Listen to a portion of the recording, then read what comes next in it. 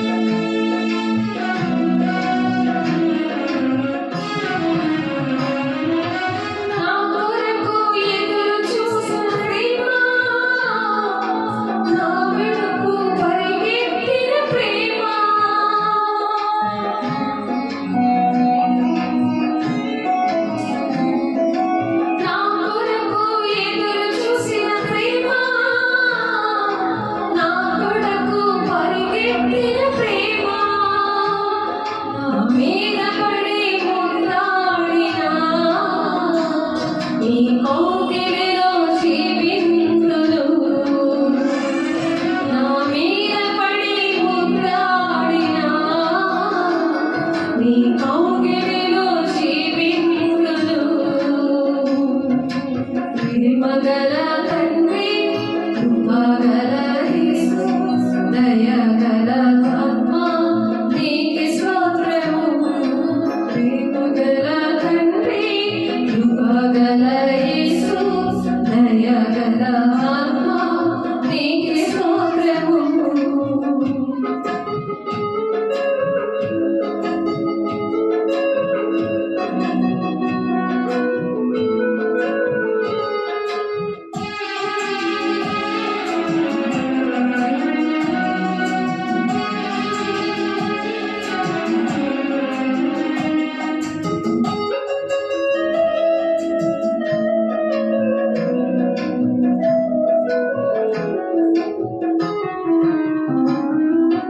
కావలన నష్టమే కలిగినా, అవమానమే కలిగించినా,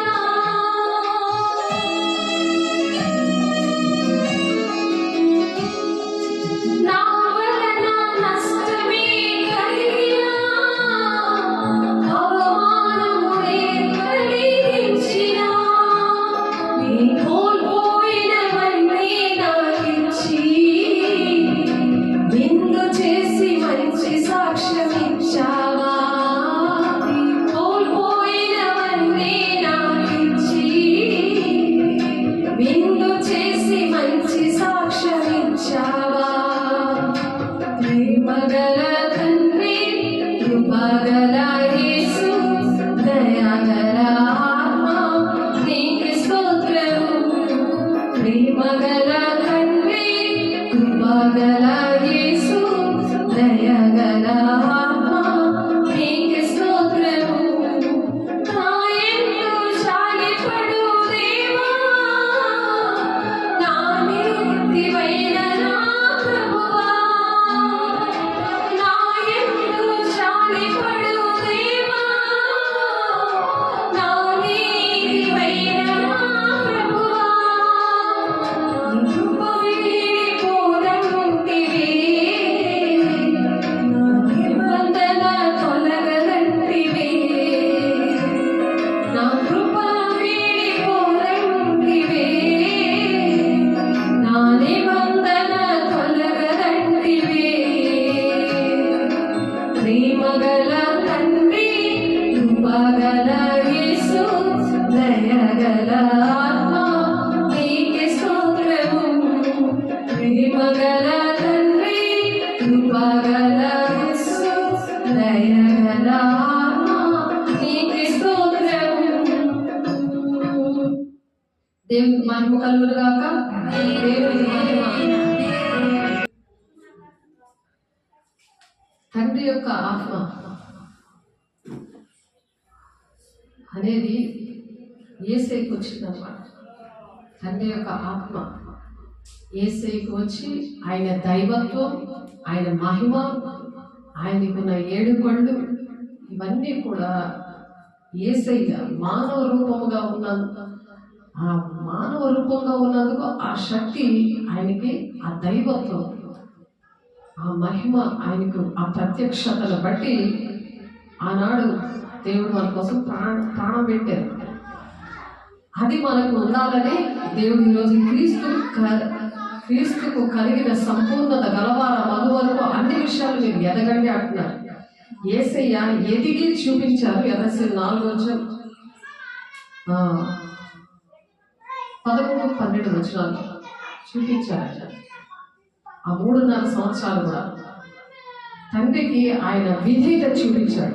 అటువంటి విధేయత ఎవరికైతే ఉంటారో వారికి దేవుడు అవన్నీ ఇవ్వడానికి ఇష్టపడి ఈ మాటలు చెప్తారు. క్రీస్తుకు కలిగిన సంపూర్ణత అనేది మనం ఇప్పుడు నేర్చుకుంటాం. ఆయన సంపూర్ణత కావాలంటే యెహోవా తండ్రి దగ్గర నుంచి యేసయ్య ఎలాగైతే సంపాదించుకున్నారో, గెత్సెమనే తోటలో ప్రార్థన చేసి మానవాళి రక్షణ కోసం ఆయన ప్రాణం పెట్టారో, అలా ప్రాణం పెట్ట బద్దులే ఉన్నారని వాక్యం చెప్తుంది. కానీ మనం ప్రాణం పెట్టి అక్కర్లేదు, కనీసం ప్రాణం పెట్టినంతగా దేవుడు ప్రేమించాలని, ఆ విధంగా ఆయన ప్రేమించేవారు ఆయన ఆజ్ఞలు గైకొంటారని ఉంది వాక్యం. ఆయన ఆజ్ఞలు గైకున్న వారిని 1000 తరాల వరకు దీవిస్తారని చెప్తున్నారు అదే ఆజ్ఞలో. ఇప్పుడు ఎందుకు మరి చెన్నైలోని మరి ఆ వైరస్ రావడం, భయంకరమైన దినాల్లో మనం అంచె దినాల్లో ఎందుకున్నాము? ప్రకృతి ఎందుకు గర్జించి సౌదీ అరేబియాలో మక్కాలో ఎందుకు అలా వరదలు కారులు అలాగే ఎగిరిపోతున్నట్టుగా వరదలు వచ్చేస్తున్నాయి? అలాగే మరి నిన్న మరి వార్తలు ఏంటంటే అమెరికాలోని మరి ఎవరైతే సినిమా రంగంలో ఉన్నారో వాళ్ళందరూ కూడా వాళ్ళ ఇల్లు కోటాను కోట్ల ఆశతో 12 కోట్లకు పైన నష్టం కలిగింది. ధనవంతులందరినీ సర్వనాశనం చేసింది ఆ ప్రకృతి. -డిగ్రీలో ఉండి కారులు మంచు గడ్డలతో మంచు వర్షం వచ్చింది. అక్కడ 2 గంటలకు వచ్చిన వర్షం అది రాత్రి వరకు తగ్గలేని పరిస్థితులు, అనేక మంది చనిపోతున్న పరిస్థితులు, అవన్నీ కూడా వాక్యంలో ఉంది. అవన్నీ దేవుడు ఉగ్రత దినాల్లో మనం ఉన్నాం కాబట్టి క్రీస్తు కలిగిన సంపూర్ణత గలవారం మగ వరకు ఎప్పుడైతే మనం ఎదుగుతామో ఆ శోధన కాలంలో దేవుడు దాస్తారట. దేవుడు నాకు స్తోత్రం.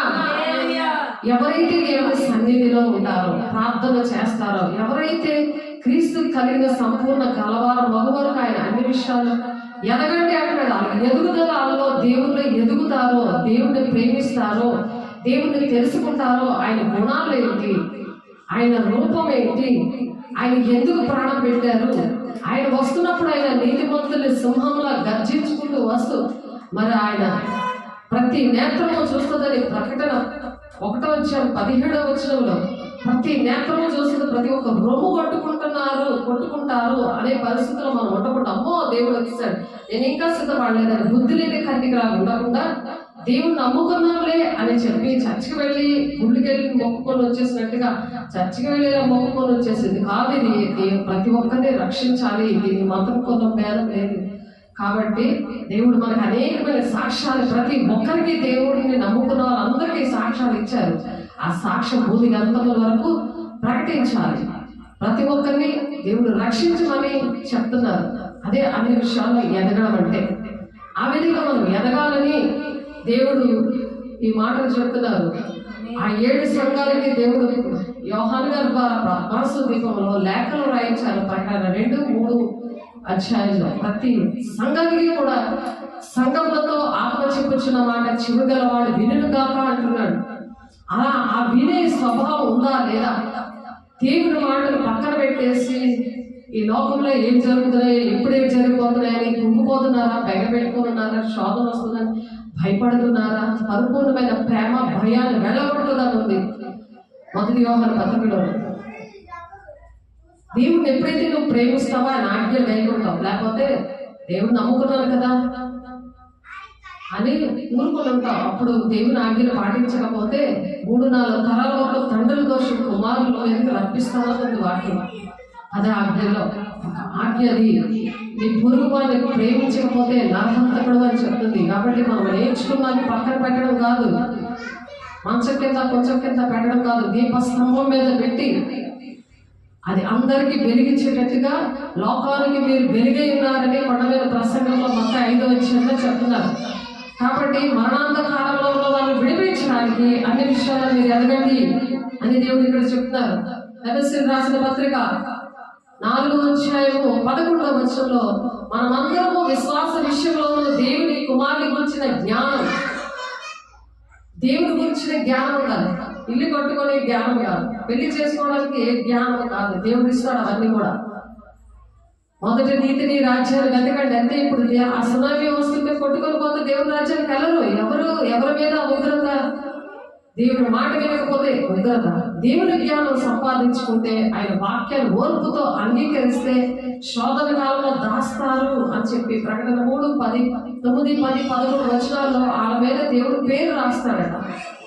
అలాగే దేవుడి పేరు, దేవుడు ముద్ర కలిగి ఉన్న మనము అనేక మందిని రక్షించాలి అని చెప్తున్నారు. భయపడడానికి కాదు ఇది. ఎవరు వినకుండా అన్ని విషయాలు ఎదగలేని వారు భయపడాలి. దేవుని ఆజ్ఞ పాటించలేని వాళ్ళు భయపడాలి. అటువంటి వారికి భయపడుతున్న వారు చెప్పడానికి దేవుడు మనకి ఈ రోజు దేవుడి మాటలు ఇచ్చారు. కాబట్టి మనమందరము విశ్వాస విషయంలోనే దేవుని కుమారుని గురించిన జ్ఞానం విషయంలోనే ఏకత్వం పొంది, ఏకత్వం అంటే ఒక్క మనసు, నేను వెళ్ళిపోతాను నాకు అవ్వదు అనేది కాదు. ఇది ఏకత్వం ఉండాలి. సంఘానికి ఏక మనసు ఉండాలి. ఏక మనసుతో ప్రార్థన చేస్తేనే దేవుడు వింటానని ఉంది. ఇద్దరు ముగ్గురు కలిసి ప్రార్థన చేస్తే అక్కడ నేను ఉన్నాను, నేను వింటాను అంటున్నాడు ఆయన. తప్పక కూడుకోండి ఏక మనసులోనే. మొదటి అపోస్తలులు 2:46 ఉంది. తప్పక కూడుకోవాలి. 47 ఇంటింటి రొట్టె విచ్చండి, అనుదినము తప్పక కూడుకోండి అని ఉంది ఏక మనసుతో. ఇక్కడ కూడా ఏకత్వం పొంది సంపూర్ణ పురుషుల మగ వరకు యేసయ్య మరణాన్ని ప్రచురణ చేయాలంటే మొదటి కొరింథీ 11:26 ప్రకారం ఆయన మరణాన్ని మీరు ప్రచురణ చేస్తారు యేసయ్య శరీరం రక్తం తీసుకొని. అందుకే అపోస్తలులు 2:42 మీరు తప్పక కూడుకోండి, ప్రార్థన సహవాసమందు రొట్టె విరుచుకొని ఎడతెగకుండండి. తీసుకుంటున్నప్పుడు ఆ కృపా సింహాసనం దగ్గర దిద్దుబాటు చేసుకోవాలి. మీరు విమర్శించి కొనిన ఎడల తీర్పు పొందకపోదురు. తీర్పు ఉండదు, ఉగ్రత ఉండదు, శోధన ఉండదు, భయపడే పని లేదు. అందుకని మనం ఆ పాట పాడుతున్నాం, దేవా నీకు స్తోత్రమని, కృపగల తండ్రి దయగల దేవా అని మనం పాట పాడుతున్నాం. ఆయన కృపను బట్టే దేవుడు రక్షించాడు. మనకేం తెలీదు.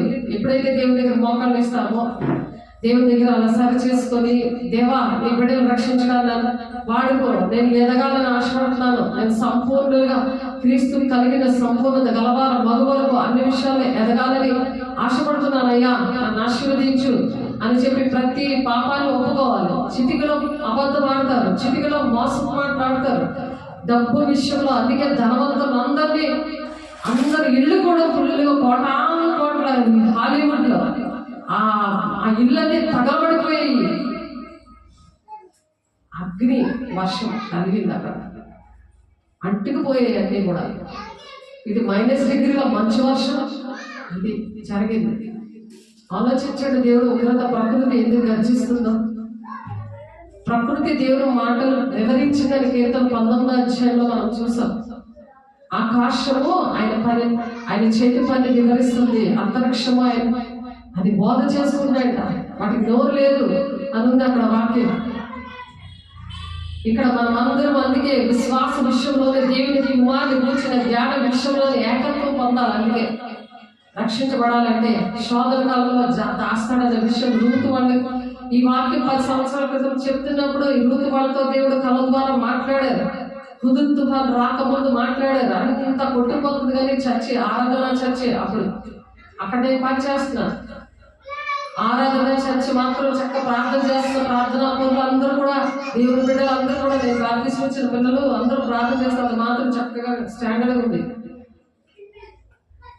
ఏం అవ్వలేదు.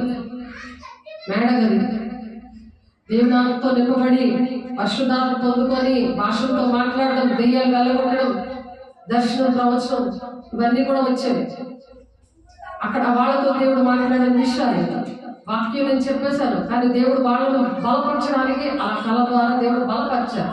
కళ అయినా మర్చిపోతాం కానీ ఇప్పుడు వాక్యంలో, ఇప్పుడు పాటలో పాటలో కళ మర్చిపోతాం కానీ దేవా నీ కృపను మేము మర్చిపోలేమని పాట పాడుతున్నాం. కళలు మర్చిపోతారు, రాత్రి కంటే ఉదయం మర్చిపోతారు, కానీ దేవుల్లో ఉన్నప్పుడు అది జీవితాంతం గుర్తుంటుంది. క్రీస్తులో సంపూర్ణ గలవారు మగవారికి అన్ని విషయాలు ఎదిగినప్పుడు అది జీవితాంతం గుర్తుంటుంది. అలాగే నేను వసతి విహారంలో ఉన్నా, నేను 4వ ఫ్లోర్లో ఉంటే 3rd ఫ్లోర్లో ఉన్న మహిమ నా అమ్మాయికి దేవుడు సేమ్ అదే కాలంలో చూపించారు. అప్పుడు నేను ఇక్కడికి వచ్చాను. ఈ చర్చి జనగడ్డలో గ్లోరీ గాస్పెల్ చర్చ్ ఆర్గనైజేషన్ అని దేవుడు చెప్పారు. అలాగే దేవుడు గవర్నమెంట్ లెక్కలు పెట్టారు. దీన్ని మనుషులు దయందులు, దేవుని దయందులు దేవుడు వర్ధిలింప చేస్తాడు. ఎందుకు? అన్ని విషయాల్లో ఎదుగుతున్నాను. ఎదగకపోతే చేయడు. అవన్నీ నాకు తెలియదు. దేవుడు ఎలా అద్భుతంగా చేశాడో నాకు తెలియదు అవన్నీ కూడా. ఆయన ప్రేమిస్తే సమస్తము సమకూడి జరుగుతాయని ఉంది వాక్యం. ఆ వాగ్దానం ఇచ్చాడు, అలా జరిగించారు. దేవుని నామమునకు స్తోత్రం. అలాగే అనగా క్రీస్తులో కలిగిన సంపూర్ణతకు సమానమైన సంపూర్ణత కలవార మగు వరకు ఆయన ఇలాగ నియమించను చెప్తున్నాడు. పరిశుద్ధుల సంపూర్ణమవునట్లు క్రీస్తు శరీరం క్షేమాభివృద్ధి జరుగునట్లు పరిచర్య ధర్మం జరుగునట్లు ఆయన కొందరు అపోస్తులు గాను, కొందరు ప్రవక్తలు గాను, కొందరు సువార్తికులు గాను, కొందరు కాపర్లు గాను, కొందరు ఉపదేశకులుగా నియమించారు. వాళ్ళ పని వాళ్ళు చేయడమే దేవుడు అక్కడ ఆర్డర్ వేసి వాళ్ళు అలా నియమించారు. వాళ్ళు చెయ్యాలి. తండ్రి చిత్తాన్ని నెరవేరిస్తేనే దేవుని రాజ్యం మనం వెళ్తాం. వాళ్ళు చేయకపోయినా వాళ్ళ డ్యూటీ ఇంకొకరికి అప్పచెప్పారు. ఇప్పుడు ఆ డ్యూటీ దేవుడు ఇక్కడ చేస్తున్నారు. దేవుడు నువ్వు చేయకపోతే నీ డ్యూటీ ఇంకొకరు చేస్తారు, కానీ సేవ అయితే ఆగదు. దేవుడి శరీరం సంపూర్ణత గలవారు మగవారు అన్ని విషయాల్లో ఎదగడం మాత్రం ఆగలేదు. దేవుడికి వందనాలు. దేవుని నామమునకు స్తోత్రం. 15వ వచనంలో ఉన్నది ఆ మాట. ప్రేమ కలిగి సత్యము చెప్పుచు క్రీస్తు వలె ఉండటకు మనం అన్ని విషయంలో ఎదుగుదుము. 15వ వచనంలో ఇందాక 11, 12, 13 వచనాలు చదివారు. అలా నియమించాడు. యేసే శరీరం అంటే సంఘం, సార్వత్రిక సంఘమా. 7 సంఘముల గురించి దేవుడు ఆత్మ చెప్పుచున్న మాటలు ఏమనగా అని ఎఫెసులోని, స్మరణలోని, తురతీర ఇలా సంఘాలన్నింటినీ కూడా పేర్లు పెట్టి దేవుడు మరి యోహాను గారితో దర్శనమిచ్చి అక్కడ ఆ పద్మాసు ద్వీపములన్నీ కూడా ఆ చెరలో ఆయన చచ్చిపోతారు కదా అక్కడ పడేసినప్పుడు ఆ నూనెలో వేపినా సరే చచ్చిపోలేదు. రోమా ప్రభుత్వం అని ఆ దిశకుపోయి అందరినీ చనిపోయారు, కానీ ఆ యోహాను గారు మాత్రం చనిపోలేదు. ఇలా ఎదిగాడు. ఆయన క్రీస్తు కలిగిన సంపూర్ణత గలవార మొదలు వరకు అన్ని విషయాల్లో ఎదిగాడు. ఆయన ఎఫెసీ 4:15 ఉంది ఆ మాట. అలా ఎదిగినప్పుడు ఆయన శిరస్సై ఉన్నాడు. ఆయన నుండి శరీరము చక్కగా అమర్చబడి తనలో ఉన్న ప్రతి అవయము తన పరిమాణం చొప్పున పనిచేయుచుండగా ప్రతి కీలు వల్ల కలిగిన బలము చేత అతుకబడి ప్రేమేందు తనకు క్షేమాభివృద్ధి కలుగునట్లు శరీరములకు అభివృద్ధి కలుగు చేసుకొచ్చున్నది. యేసే శరీరం అనే సంఘము అలా అభివృద్ధి జరుగుతూ ఉంటది. అలా జరిగించడానికి దేవుడు ఇష్టపడుతున్నాడు. నేను ఆటంకంగా ఉన్నాను, సంఘం అభివృద్ధి చెందకుండా నేను మాట వినక తిరుగుబాటు చేసి నేను చేసిన తప్పే చేసి ఇంకా మరుగుజ్జితనం అన్నమాట. ఎదుగుదల లేదు. తల్లి కన్నాక మరుగుజ్జిగా ఉండి పాలు తాగుతున్న పరిస్థితులు ఉండి బలమైన ఆహారం పెడుతుంటుంటే ఎదుగుదల బాబు తిను అని కూరుతూ ఉంటుంటే ఊసేస్తూ ఉంటా తల్లి అలాగే ఏడుస్తాదో దేవుడు అలాగే ఏడుస్తున్నాడు. సంఘంలో ఉన్న బిడ్డలారా, సంఘంలో విశ్వాసులారా, శిష్యులారా దేవుడు ఏడుస్తున్నాడు. ఆయన సెల్సే ఉన్నాడు. పరిశుద్ధాత్మ దుఃఖపెట్టద్దు. ఈ యుగమందేను రాబోయే యుగమందు పాపక్షాపం లేదు అంటున్నారు. పరిశుద్ధాత్మ దేవుడు లేకపోతే మనకి అర్థం కాదు. ఆనాడు తండ్రి అయిన దేవుని ఆత్మ, దయగల తండ్రి కృపగల ఆత్మ అనేది యేసయ్యలోకి వచ్చింది. యేసయ్య అలాగా చేసి చూపించారు. 3.5 సంవత్సరాలు పరిశుద్ధాత్మను మనకి ఇచ్చి వెళ్ళారు. ఆ పరిశుద్ధాత్మ లేని వాళ్ళు అర్థమవుదు. అందుకే రోమా 8:9 పరిశుద్ధాత్మ లేనివాడు నావాడు కాడు అని అందుకే దేవుడు కన్ఫర్మ్ చేసేసారు. నీలో క్రియలు లేకపోతే, నువ్వు దేవుని మాట వినకపోతే, విధేయత చూపించకపోతే, దేవుని ఆజ్ఞలు వినక పాటించకపోతే, క్రియలు లేని విశ్వాసం మృతము.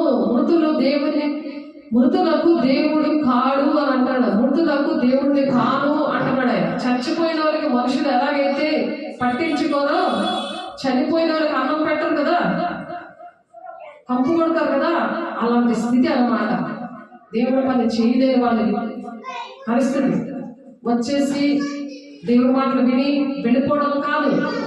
ఎక్కడ ఉన్నా సరే ఆన్లైన్లో ఉన్నవాళ్ళు, ఆఫ్లైన్లో ఉన్నవాళ్ళు వాక్యం విని దాని ప్రకారం నడవాలని దేవుడు చెప్తున్నారు.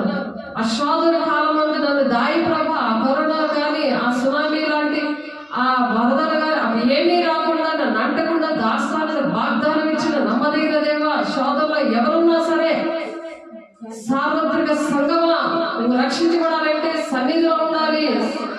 చర్చ చర్చ మానేయకూడదు, విశ్రాంతి దినం పరిశుద్ధంగా ఆచరించడం జ్ఞాపకం చేసుకోవాలి చెప్తున్నారు. ఆ విధంగా జ్ఞాపకం చేసుకోవాలి. పరిశుద్ధాలను దుఃఖ పెట్టకూడదు. దేవుని మాటలు వినాలి. నేను దేవుని రాజ్యంలో యువగాలు దేవునితో ఉండాలని ఆశపడుతున్న వాళ్ళు, ఆనాడు శిష్యులు మనుషుల రూపంలో చూశారు. ఆనాడు శిష్యులు మనిషిని చూశారు, కానీ దేవుడైతే ఎలా ఉంటారో ఆ రూపం యోహాను గారు చూశారు. అది చూద్దాం. ఆయన రూపం పెట్టి మానవ రూపంలో వచ్చి, ఎందుకంటే యెహోవా తండ్రి ఆయన ఆత్మ రూపంలో ఉన్నాడు. ఆయన రూపం ఎలా ఉంటుందో అది ఇక్కడ యోహాను గారు చూశారు. అలాగా అటువంటి రూపంలో ఉంటే మరి ఇక్కడికి రాలేరు. ఈ లోకానికి వచ్చి మనకి నేర్పించలేదు, భూలోకంలోకి వచ్చి ఆయన నేర్పించలేదు. కాబట్టి ఆ రూపం ఏమిటో ఇక్కడ యోహాను గారు చూశారు. అది చూద్దాం. ఆయన తన కుడి చేత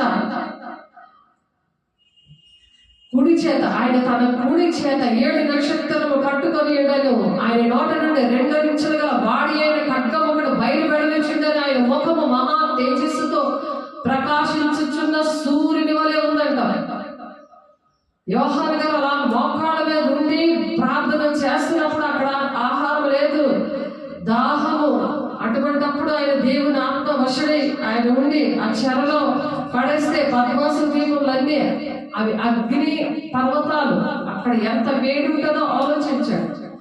అలాంటి పద్మాసు ద్వీపములో ఆయన ప్రార్థన చేస్తుండగా దర్శనములో దేవుడు ఇది చూపిస్తున్నారు. ఆయన రూపాన్ని చూపిస్తున్నారు, దేవుని రూపాన్ని చూపిస్తున్నారు. ఆయన తన కుడి చేత 7 నక్షత్రములు పట్టుకొని ఉండేను. ఆయన నోట నుండి 2 అంచులు గల వాడి అయిన ఖడ్గము బయలుపెడవచ్చుండెను. ఆయన నోట నుండి ఏంటి? వాడి గల ఖడ్గం అంటే వాక్యము, దేవుని మాటలు. ఈ ఖడ్గం అనే వాక్యము చాలా మందికి నచ్చదు. ఆశీర్వాదకరమైన వాక్యాలు కావాలి. దురద చెవులు గలవారికి అటువంటి వారిని పోగు చేసుకుంటారు. శరీర సంబంధమైన ఆశీర్వాదాలు కలిగిన మాటలు కావలసిన పోగు చేసుకుంటారు. ఆ మాటలు ఇష్టం లేక అనేకమైన సంఘాల్లో తిరుగుతున్న వారికి ఉగ్రత పని చేస్తుంది వాళ్ళ మీద.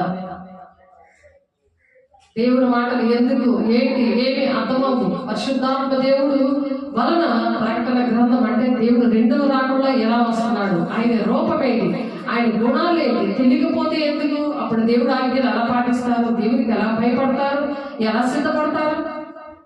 ఆలోచించండి. పరిశుద్ధాత్మ దేవుడు ఉన్నాడు కాబట్టి మనకు అర్థమవుతుంది. అది వాళ్ళకు కూడా చెప్పాలి. చెప్పే బాధ్యతలు అప్పచెప్పారు.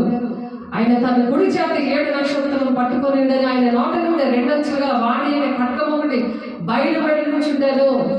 నోట్లో నుంచి బయలుదేరింది ఖడ్గం.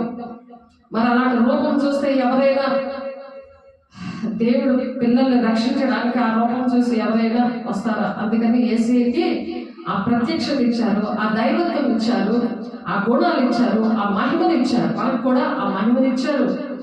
అందుకే పౌలు చెప్పారు, నేను క్రీస్తుని పోలు నడుస్తున్నాను, నన్ను పోలి నడవండి. క్రీస్తుగా పౌలు గారు నడిపించి హింసకుడు, దూషకుడు, హానికరుడు, ఒకప్పుడు సేవకుల్ని చంపి దేవుడి పిల్లల్ని చంపిన మనిషి, హింసించిన మనిషి దేవుడు ఎంచుకున్నాడు. ఎందుకు ఎంచుకున్నాడు? దమస్కు మార్గంలోనే ఆయనకి కళ్ళు కనబడలేదు. దేవుడు దర్శించినప్పుడు 3 రోజుల వరకు కళ్ళు కనిపించలేదు. అప్పుడు అననీయతో మాట్లాడాడు. అమ్మో, అంత భయంకర మనిషిని నెల్లి చేతులేసి ప్రార్థన చేసి అభిషేకించి బాప్తిస్మం ఇవ్వాలా? నేనెళ్ళను బాబాయ్ అంటే, వెళ్ళు, ఆయనే నేను ఘనమైన పాత్రగా ఆయన్ని వాడుకోవాలని నేను ఇష్టపడుతున్నాను, వెళ్ళి ప్రార్థన చెయ్యి అని అననీయతోటి చెప్పారు. అదే విషయం పౌలు గారితో కూడా చెప్పారు. అలాగా ఒకరి విషయాలు ఒకరికి చెప్తారు.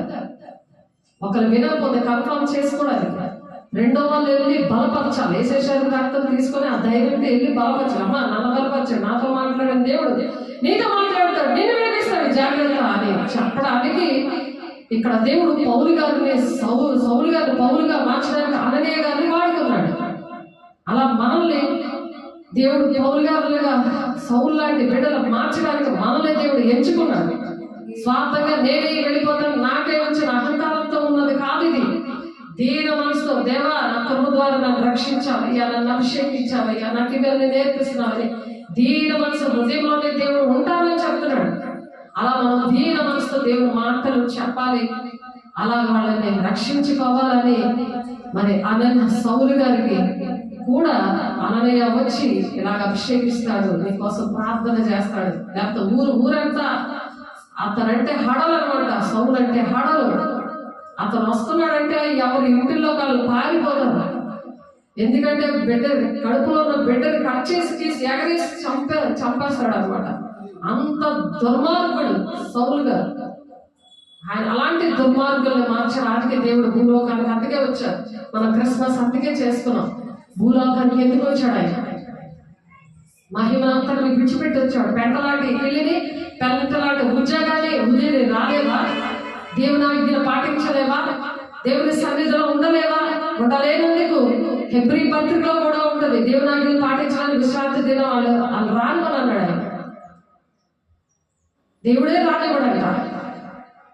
నీ పనులు బట్టి, నువ్వు చేస్తున్న యాక్టివిటీని బట్టి చర్చల్లోని సేవకులతో ఆ భాగ్యం పోగొట్టుకున్నారు చాలా మంది. అందుకోసమే యూట్యూబ్ ఛానల్ ఇచ్చారు. అది కూడా వాళ్ళకి ఇష్టం లేదు చాలా మంది. ఎందుకంటే దేవుని వార్త ప్రకటించడం ఇష్టం లేదు, సాతానికి ఇష్టం లేదు, దేవుని వార్త బయటికి వెళ్ళడం ఇష్టం లేదు. సర్వలోకం వెళ్ళి సర్వ సృష్టికి వార్త ప్రకటిస్తుంది, అది ఇష్టం లేదు. అది ఇష్టం లేదు దుష్టుడికి. ఎప్పుడైతే సౌలు ఆ విధంగా ఉన్నాడో దేవుడు దర్శించాడు. అలాగే వాళ్ళని కూడా దేవుడు దర్శిస్తున్నాడు. మనుషుల నమ్మటి కంటే రాజుల నమ్మటి కంటే యెహోవాను ఆశ్రయించాం. అందుకు మనుషుల మీద ఆధారపడలేదు. వెళ్ళిపోయినా సరే వాళ్ళతో ప్రేమగానే ఉన్నాము. అయ్యో వాళ్ళకి అర్థం కాలేదే దేవా అని వాళ్ళ కోసం కన్నీరు కార్చాం. ఈ సంఘం కన్నీరు కార్చింది. అందుకని దేవుడు వాళ్ళని దర్శించాడు. సౌలుని దర్శించినట్టుగా దేవుడు దర్శిస్తున్నాడు ఒక్కొక్కరిని. అందుకని దేవుడు వాక్యము, అటువంటి వాక్యాన్ని ఇస్తాడు. కన్నీరు కాల్చినందుకే దేవుడు మాటలు వింటారు కానీ మా మాటలు వినరు. కానీ దేవుడు మత్తయి 10:20 ప్రకారం దేవుడు ఆ వాక్యం చెప్తున్న వారిలో దేవుడే పరిశుద్ధాత్ముడు ఉండి మాట్లాడతాడన్నది వాక్యం. సమూయేలు 16:17 కూడా అది ఉంది ఆ మాట. దేవుడు ఆ వాగ్దానం ఇచ్చాడు నాకు. కాబట్టి దాన్ని బట్టి దేవుడు అది నీకే తెలియని అన్నాడు ఆయన. నేను నీ సన్నిధిలో ఉన్నాను, మాట్లాడుతుంటే నేనే మాట్లాడతాను, అది నీకు కూడా తెలుసు అన్నాడు ఆయన. ఎందుకు భయపడుతున్నావని నన్ను అలా ధైర్యపరిచాడు నా దేవుడు. అలా తిరుగుబాటు చేసి,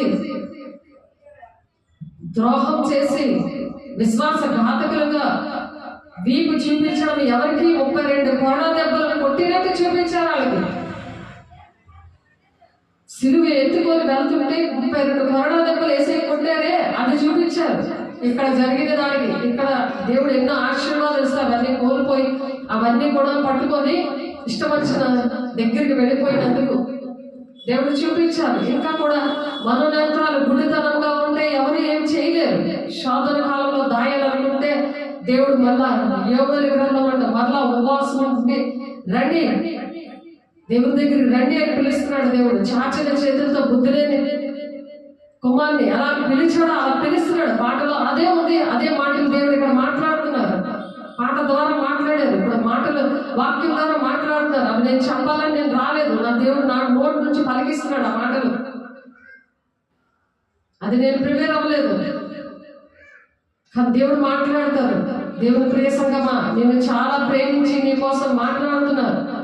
ఎక్కడ ఉన్నా సరే దేవుడు నీతో మాట్లాడుతున్నాడు. నిన్ను ప్రేమించి మాటలు చెప్తున్నారు. ఆయన తన కుడి చేత 7 నక్షత్రాలు పట్టుకొని ఉన్నాడంట. ఆయన నోట నుండి 2 అంచుల గల వాడిన ఖడ్గము అంటే వాక్యము బయలు వెడలుచున్నది. ఆయన ముఖము మహా తేజస్సుతో ప్రకాశిస్తున్న సూర్యుని వలె ఉందంట. ఆయన అటువంటి దర్శనం చూశాడు. మరి నువ్వు ఎటువంటి దర్శనాలు చూస్తున్నావు అని ఆలోచించుకోవాలి. ఎటువంటి దర్శనాలు వస్తాయి? ఆయన ఏడ్చాడు. దేవుని చూడాలి, దేవుని ప్రకటించాలి. అలా మనం ఉండాలని దేవుడిలాగా దేవుడు బుజ్జగించి చెప్తున్నాడు. శోధన కాలంలో నిన్ను దాస్తాను, దేవునితో ఆ విధంగా ఉండు, నిన్ను దాస్తాను, నీకు అవేమీ రావు. ఏ కీడును ఏ నీ గుడాలను సమీపించదని దావీదు చెప్తున్నాడు. యెహోవా నా కాపరి, నాకు లేమి కలుగుతూ పచ్చని గల చోట్ల నేను పరుండబెడతాను, శాంతి కలమైన జలముల యొద్ద నిన్ను నివసింప చేస్తాను అంటున్నాడు. అపాయం ఏమీ రాదు. సింహం పిల్లలు ఆకలి ఉంటారు కానీ నా బిడ్డలు ఆకలి కొనరు అని చెప్తున్నాడు దేవుడు. కాబట్టి నేను ఆయనను చూడగానే చచ్చిన వారి వల్ల ఆయన పాదముల యొద్ద పడితిని. ఆయన తన కుడి చేతిని నా మీద ఉంచి నాకు ఇట్లను భయపడకము. ఏం చెప్తున్నాడు? భయపడకము చెప్తున్నారు. ఎలా పడ్డాడంట ఆయన? నేను ఆయనను చూడగానే చచ్చిన వాళ్ళనే పడిపోయాడట. ఆయన చచ్చిన వాళ్ళ వల్ల పడ్డాడట. యోహాను గారు దేవుని రూపం చూడగానే చచ్చిన వాళ్ళ పడిపోయాడట. నువ్వు దేవుని రూపం చూడట్లేదు కాబట్టి దెయ్యంలో ప్రవర్తిస్తున్నావు. ఆ దెయ్యాన్ని వేస్తున్నావు, కాలిపోవాలా నజరేయుడని వేస్తున్నావు. దేవుడు మహిమగల నామములో కాలిపోవాలా దెయ్యాలాగా వేస్తున్నావు. కుటుంబాలు ఏలుబడి చేస్తాయి. దేవుని బిడ్డల్ని హింసిస్తున్నారు. దేవుని బిడ్డలు బ్రతకకుండా చేస్తున్నారు. చాలా మంది దేవుని వాక్యాలు వినకుండా అలా ఇంట్లో పనులు ఇంకా బాధ్యతలు ఎంత చేస్తుంటే, అందుకే ఇద్దరు నేను సమాధానం పెట్టవచ్చిందినా అగ్నినే పెట్టవచ్చింది అన్నది వాక్యం. ఇద్దరికి ముగ్గురు విరోధంగా ఉంటారని చెప్తున్నారు.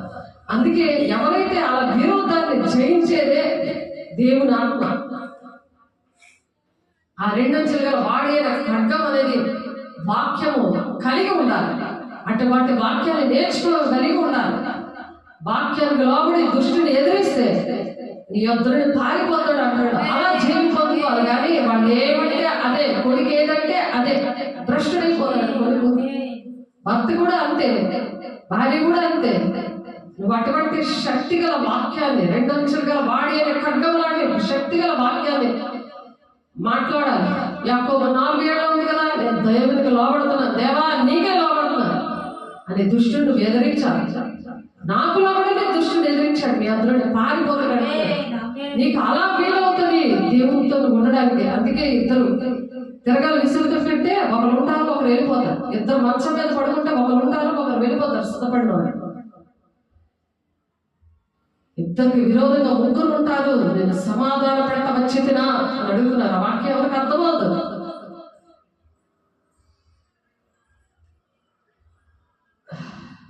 దీంతో పాటు ఆ వాక్యం ఉన్నది.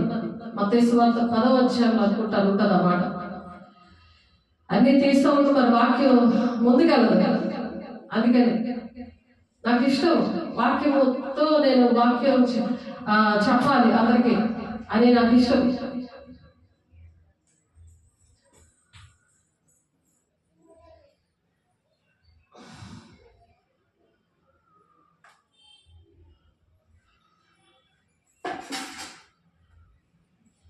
అందుకే సమాధానం అనేది ఉండదు.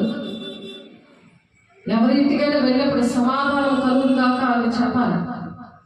అప్పుడు వాళ్ళ ఇంట్లో ఏకమనసు ఉంటే ఆ సమాధానం వాళ్ళకి వస్తుంది. లేకపోతే సమాధానం రిటర్న్ మన దగ్గరికి వస్తుంది అని ఉంది. మత్తయి 10వ అధ్యాయము 12వ వచనంలో ఉంది ఆ మాట. మన ఇంటిలో, దేవుడి ఇంటిలో కూడా అలాగే దేవుడు అన్నదమ్ములు అక్కచెల్లు వాళ్ళందరూ కూడా యేసయ్యను అంగీకరించలేదు.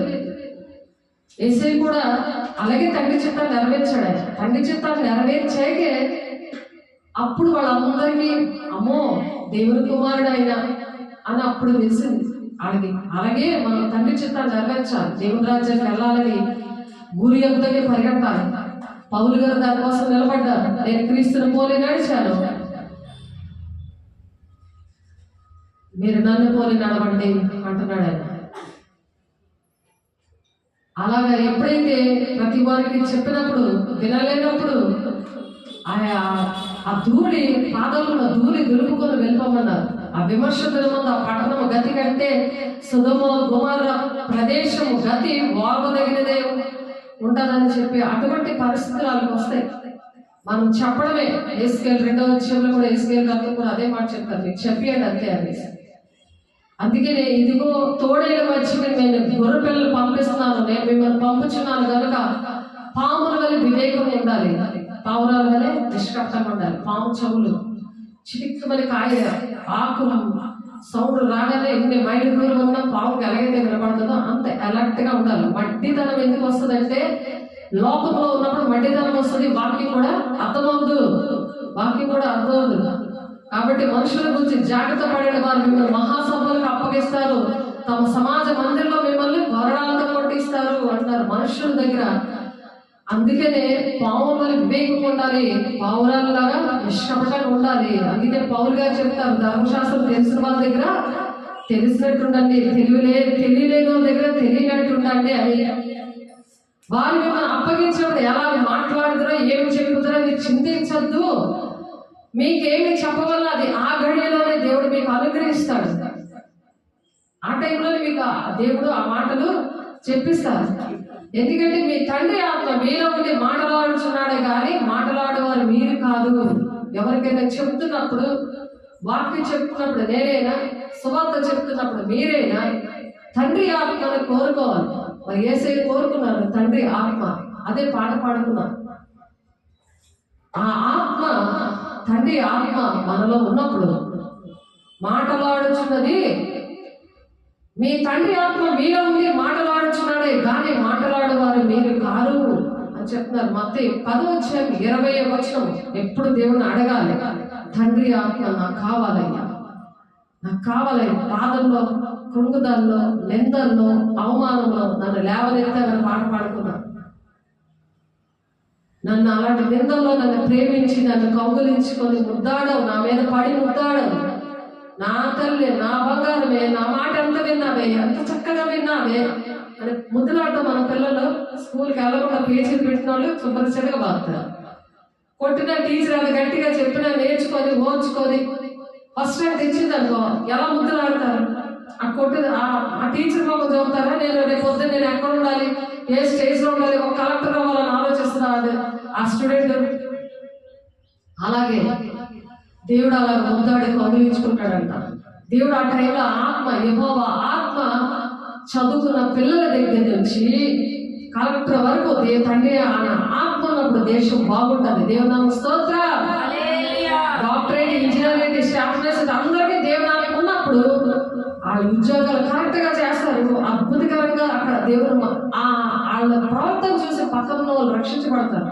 అదే దేవుడు మీ లోకాన్ని వెలిగి ఉన్నారని చెప్తున్నారు.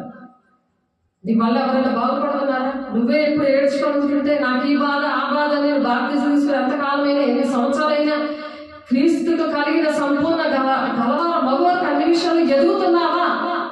దేవుడు బాధపడి అడుగుతున్నాడు. శోధన కాలం వస్తుంది, నిన్ను దాయాలా వద్దా? ఆ శోధనలో చనిపోయి నరకానికి వెళ్ళిపోతావా? ఆ శోధన కాలంలో దేవుడు బిడ్డల కోసమే కన్నురెప్ప పాటలోనే దేవుడు రాబోతున్నాడు వాళ్ళు రక్షించడానికి. ఆ శోధన కాలంలో వచ్చేస్తాడు ఆయన. వాళ్ళు శోధనలో పడిపోతారు, పరిశుద్ధాలను తండ్రి ఆత్మ లేని వాళ్ళు ఉండిపోతారు. ఆ శోధనలో నశించిపోతారు. 7 ఏళ్ళ శ్రమ దినాలు అంచక్రీస్తున్నా వచ్చేస్తున్నాడు. అబద్ధ ప్రవక్తలు వీళ్ళందరూ వచ్చేస్తున్నారు. సాతానుడు ఏలుబడిలో నలిగిపోతున్నారు. అటువంటి వారికి స్పీడ్ గా చెప్పినప్పుడు స్పీడ్ గా దేవుడు వస్తాడు. మత్తయి 24 ఉంది కదా, సకల జనులకు దేవుడు వార్త ప్రకటించినప్పుడే దేవుడు వస్తాడని. కాబట్టి మీరు నా నామం నిమిత్తం అందరి చేత ద్వేషించబడతారని ఉంది అక్కడ వాక్యం. ద్వేషిస్తారు, అయినా సరే దేవుడు వేదపడి ముద్దాడుతాడట, కౌగులించుకుని దాస్తాడట. వాళ్ళే అది కావాలి, ఇది కావాలి. మనుషుల కోసం బ్రతుకుతారు, మనుషులతో ఉండిపోతారా?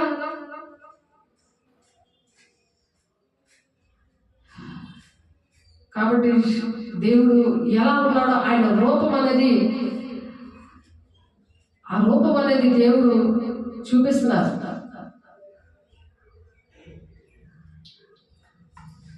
ఆయన రూపం చూసినప్పుడు చచ్చిన వాళ్ళ వల్లే పడిపోయాడంట. ప్రకటన 1:17 ఉందన్నమాట. 17 ఉంది. నేను ఆయనను చూడగానే చచ్చిన వాళ్ళ వల్ల ఆయన పాదముల యొద్ద పడితిని, ఆయన కుడి చేతిని నా మీద ఉంచి నాతో ఇట్లా నన్ను భయపడకము. దేవుడు చెప్తాను, భయపడద్దు. దేవుని రూపం చూస్తే భయపడతామనే మరి యేసయ్యను పంపించారు. ఇప్పుడు యోహాను భయపడి చచ్చిన వాళ్ళు పడిపోయాడు. ఇప్పుడు అంతా పడిపోతే ఎలాగ ఎవరు చెప్తారు? అందుకని తండ్రి అయిన ఆత్మతో యేసయ్య వచ్చారు. నేను మొదటి వాడును కడపటి వాడును జీవించవాడును మృతుల్లో మృతుడినైతే కానీ ఇదిగో యుగ యుగంలో జీవించవాడినే ఉన్నాను, సజీవుడై ఉన్నాను, మరియు మరణమేమి పాతాళం లేదు, తాళపు చెవులు నా స్వాధీనంలో ఉన్నవి. తండ్రి అయిన దేవుడు చెప్తున్నాడు, ఆయన రూపం చూపిస్తున్నాడు. కాగా నీవు చూసిన వాటిని విన్న వాటిని వీటి వెంట కలగబోవు వాటిని, అనగా నా కుడి చేతిలో నీవు చూసిన 7 నక్షత్రముల గురించి మర్మమును 7 సువర్ణ దీపస్తంభముల సంగతి వ్రాయము. ఆ 7 దీపస్తంభములు 7 సంఘములకు దూతలు, ఆ 7 నక్షత్రములు 7 సంఘములకు దూతలు అని చెప్తారు. సంఘానికి దూత దేవుని సేవకులు. ఆ నక్షత్రం అంటే నా చేతిలో నక్షత్రం అంటేనే పాట పాడాను. నాకు అర్థమవలేదు ఆ పాటలో. నేను అడగగానే అటువంటి వాక్యం ఇచ్చాను. దేవుడు నాకు స్తోత్రం, ఈ వాక్యం చూపించాను. నా చేతిలో నక్షత్రం అంటేనే అని పాడాను. దేవుడి చేతిలో నక్షత్రాలుగా దేవుడు చెప్తున్నాడు ఆ మాట. నీ చేతిలో నేను నక్షత్రం అన్నావు కదా, ఏంటయ్యాలని అడిగాను. నక్షత్రాలు అంటే దేవుని మాటలు ప్రకటించాలి. మరి ప్రకటించడానికి దేవుడు నన్ను వాడుకున్నాడు కదా. విజయనగరం తీసుకొచ్చి ఎవరికి ఇష్టం లేకపోయినా నేను దేవుడికి లాభం వచ్చినప్పుడు దేవుడు నాకు నేర్పించాడు ఈ భక్తి. ఆ వరాలు, ఆ కృపా వరాలు అవన్నీ కూడా ఇచ్చారు ఈ ఏరియాలో, ఈ మాస్ ఏరియాలో, జొన్నగుడ్డిలో. అటువంటి ఏరియాలో 4-5 ఏరియాలు ఇచ్చారు. కొన్ని ఏదైనా ఏరియా ఇవ్వాలి కదా, సేమ్ అలాంటి ఏరియాలే. ఒక హార్ట్ పేషెంట్ ఉన్నాడంటే ఏ ఏరియాకి అయినా పనిచేస్తాడు. అటువంటి ఏరియాలకు వెళ్తే ఆ డాక్టర్ కరెక్ట్గా న్యాయం చేయగలరు. అదే గుండె నొప్పి హాస్పిటల్లో ఐ స్పెషలిస్ట్ వెళ్ళి గుండె హార్ట్ పేషెంట్ దగ్గర హార్ట్ బాగు చేసే డాక్టర్ దగ్గరికి వెళ్తే ఈ ఐ హాస్పిటల్ పనికొస్తుందా? కన్ను బాగోలేదు గుండె డాక్టర్ దగ్గరికి వెళ్తే అలాగే ఎవరిని ఎక్కడ పంపించాలో దేవుడికి తెలుసు. అదే పిలుపు దర్శనం. దేవుడు ఒక్కొక్క భక్తి పరిమాణం చొప్పున దేవుడు పనిచేస్తాడు. నన్ను ఎందుకు ఎంచుకున్నావయ్యా? తండ్రి చిత్తం నేను నెరవేస్తే నీ రాజ్యానికి వస్తావయ్యా, నన్ను వాడుకో ప్రభు ప్రార్థన చేయాలి, దేవుని అడగాలి. క్రీస్తుకి కలిగిన సంపూర్ణత కలవరం మగవరకు అన్ని విషయాలు ఎదుగుదా రావాలి. అదే శరీరము సువార్తికులు, ప్రవక్తలు, ఉపదేశకులు, కాపర్లు, బోధకులు 5 పరిచయాలు వేసే శరీరం క్షేమాభివృద్ధి జరగడానికి అన్ని విషయాలు ఎదగాలి. అవన్నీ ఎదగడానికి దేవుడు 5 విషయాల్లో కూడా దేవుడు నన్ను అభిషేకించారు. ఆ విధంగా ప్రజెంట్ నన్ను వాడుకుంటున్నారు. నా పిలుపు దర్శనం ఉన్నప్పుడు నాకు తెలియదు, అది ఏంటో తెలియదు, ఆ వాక్యమే తెలియదు నాకు. మా ఆయనకి సువార్త పిలుపు వస్తే సువార్తికుడిగా ఆయన పిలుపు అయితే మేము అభిషేకించము. సువార్తికులు అంటేనే మేము అభిషేకించము, ఓన్లీ కాపలుగా అభిషేకిస్తామంటే. నేను అక్కడ ఏడ్చినప్పుడు దేవుడు చెప్పారు. అక్కడ ఖమ్మం జిల్లాలో ఉన్నాడు ఆయన, కల్లూరు ఆ జిల్లాలో ఉన్నాడు ఆయన. ఖమ్మంలో అతను కల్లూరు జిల్లాలో ఆయన వాక్యం చూపించాడు. ఆయన పాస్టర్ ఇదిగోండి వాక్యంలో దేవుడు నాతో మాట్లాడుతున్నారు, మా ఆయనకి ఎందుకు అభిషేకం ఇవ్వరు అని నేను అడిగినప్పుడు అసలు ఆ వాక్యం చూడగానే ఆయన అభిషేకించాడు. ఆలోచించాడు, దేవుడు నీతో మాట్లాడితే మేలా, పక్కలతో మాట్లాడితే మేలా? నువ్వు అన్ని విషయాలు ఎదగాల, పక్కలు ఎదగాల. ఎవరికి నష్టం? భక్తికి భిక్ష పెట్టుకుంటే మంచిదా? నువ్వే భక్తిగా నేర్చుకుంటే మంచిదా? అందుకే మనుషులు నమ్మడి కంటే రాజులు నమ్మడి కంటే యెహోవాను ఆశ్రయించడం మేలు. వారికి ఏమేమి పొదువే అన్నారు. దేవుడు నన్ను అలా బాగుపరిచాడు, నన్ను స్థిరపరచాలి. నేను ఇది దీపస్తంభం మీద పెట్టాలా? ఆయన చేతిలో నక్షత్రంగా నన్ను చేసినందుకు దీపస్తంభం మీద పెట్టాడా? దీపస్తంభముల మధ్యన సంచరించి వాడు చెప్పు సంగతులు ఏమనగా అని చెప్తున్నాడు. ఇక ఈ దీపస్తంభాల మధ్యన సంచరిస్తున్నాడు ఆయన. దీప వృక్షం అంటే ప్రార్థనా పరులు. ఆ వాక్యం మనం చాలా ఎపిసోడ్ అయింది, 15 పైన అయినట్టుంది. దీపవృక్షం కోసం ఎపిసోడ్లు అయింది. ఒకటే చెప్తామని నిలబడ్డాను నేను, కానీ దేవుడు అలా నిలబెట్టుకున్నారు. ఎందుకంటే ప్రార్థన లేకపోతే శోధన నుండి ఎవరూ జయించలేరు. ఆ వాక్యాలు పట్టుకొని ఆ 2 వాడి ఖడ్గము బయలుదేరింది ఆయన నోట్లో నుంచి. ఆయన బిడ్డలుగా నువ్వు ఆయన బిడ్డలైతే నువ్వు కూడా వాక్యం ప్రకటిస్తావు. ఆయన బిడ్డ కాబట్టి ఒక్క వాక్యం కూడా నీకు గుర్తుండదు. ఎందుకు గుర్తుండదో మొదటి యోహాను 9వ అధ్యాయము 10 మొదటి యోహాను 1:9 పవిత్రంగా ఉండరాలు, దిగుబడి చేసుకోలేరు. దేవా నాలోనికి రండి, పరిశుద్ధాత్మ దేవా నాలోనికి రండి అని అడిగినప్పుడు నేను వచ్చి పాపముల గురించి, నీటి గురించి, లోకాన్ని ఒప్పింపజేసే ఆత్మ వస్తుంది, నిన్ను ఒప్పింపజేస్తుంది. ఒప్పుకుంటేనే వాక్యం గుర్తుంటుంది. అలా గుర్తుండాలని దేవుడు ఆశపడి మాటలు చెప్తున్నారు. మనకి మరి మా శిష్యులకైతే యేసు మానవ రూపంలో చూశారు, కానీ దేవుడు తండ్రి అయిన దేవుడే ఆయన ప్రత్యక్షత, ఆయన అసలైన రూపం చూపించడానికి మనకు ప్రత్యక్షత ఇచ్చాడు. పరిశుద్ధాన్ని పొందుకున్న వాళ్ళకి అది ఎంత భాగ్యం. ఆ ప్లేస్ తిరుగుతారు. ఆ శిష్యులు ఎక్కడ చచ్చిపోయారు, అక్కడికి వెళ్తానని డబ్బులు వేసుకుని సాధారణంగా అలా పాటు చేసేస్తున్నారు. కానీ దేవుని నామం పొందుకొని నేను నక్షత్రంలాగా అనేక మంది దేవుని మార్గంలో అనేక మంది నడిపిస్తానని దానిగా చెప్తారు. అలా పరిగెట్టట్లేదు, నిలబట్లేదు, సాధారణ అలా నిలబెట్టుకోవట్లేదు. దేవుని నామం దేవుడే నాకు నేర్పించారు, ఎవరు నేర్పించలేదు నాకు. ఇక్కడ ప్రకటన 1:17 చచ్చిన వాళ్ళ గారు పడిపోయాడు ఆయన. మరి 2000 సంవత్సరాల క్రితము మరి యేసయ్య శిష్యులు మాత్రం యేసయ్యని చూసినా సరే దానికంటే యోహాను గారు యేసయ్యని చూశాడు. ఆ ప్రత్యక్షణ అనుభవించి మనం అనుభవించేలాగా పరిశుద్ధాత్మ దేవుడు మనకి యేసయ్య ద్వారా ఆయన వెళ్ళిపోయాడు, ప్రాణం పెట్టాడు. కాబట్టి ఆయన ఎలా వెళ్ళారో వెళుతూ ఏం చెప్పారు, నేను వెళ్ళి మీకు స్థలం సిద్ధపరచ వెళుతున్నాను, నేను ప్లేస్ లో మీరు ఉండేలాగా మరలా వచ్చి మేము తీసుకెళ్తాను. అంతవరకు నేను నేను పరిశుద్ధాత్మని పంపించలేను. ఆయన వెళ్ళి పరిశుద్ధాత్మను పంపించాడు. ఆయన ఆదరణకు అత్తగల బాధలు ఉంటే కన్నీరు పిలుస్తాడు. నేను వేదంలో ఉంటే వాక్యం ద్వారా మాట్లాడతాడు. నువ్వు దుఃఖంలో ఉంటే పాట ద్వారా మాట్లాడతాడు. మాట్లాడి వాళ్ళ సాక్ష్యాన్ని చెప్పాలి, చక్కగా అవి కూడా రికార్డ్ అవ్వాలి. ఎంతమంది అలాగ మాట్లాడిన వాళ్ళు సాక్షిగా నిలబడాలి. అది వీడియోలో పెడితే అనేక మంది చూస్తారు. అటువంటి అవకాశం లేనివాడు ఆ వీడియోని సాక్ష్యం వీడియోని పంపించండి. ఈ నెంబర్కి, నేను తెలిసిన వాళ్ళ నెంబర్కి పంపించండి. మీరు వింటున్న వాళ్ళు, ఆన్లైన్లో ఆఫ్లైన్లో వింటున్న వాళ్ళు, దేవునికి సాక్షిగా ఉంటే దేవుని రాజ్యంలో వారు కనురెప్ప పాటలో వెళ్ళిపోయింది. కాబట్టి అప్పుడు నీతి కిరీటం పెడతాడు. అందరి ముందు నీ పేరు నా పేరు దేవుడు పిలుస్తాడు. ఆ సాక్ష్యం అనేక మందికి వెళ్తాది, అనేక మంది వింటారు. చూసిన వాళ్ళకి చెప్తాం కదా, సర్వలోకంలో మనం వెళ్ళలేము కదా.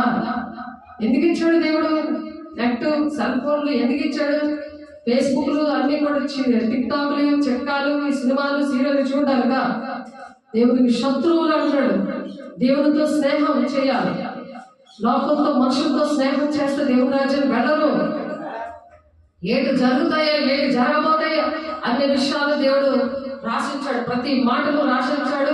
చాలా జరిగిపోయాయి. అనేక భక్తులు ప్రవచించారు. ఆ ప్రవచనాలు నెరవేర్పు జరిగాయి, ఇంకా జరగబోతున్నాయి. కాబట్టి అది మనం ఆలోచించాలి.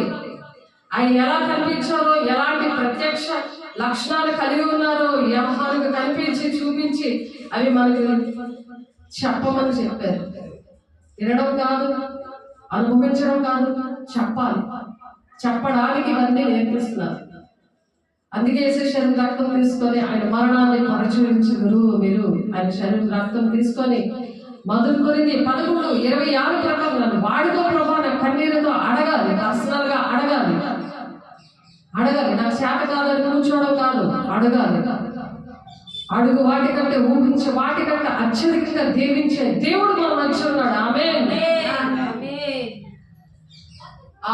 ప్రకటన 1:13 ఇప్పుడు ఖడ్గం చూశారు కదా. ఖడ్గం అంటే దేవుడి మాటలు ప్రకటించడం, ఆయన రూపం, ఆయన గుణాలు అంటే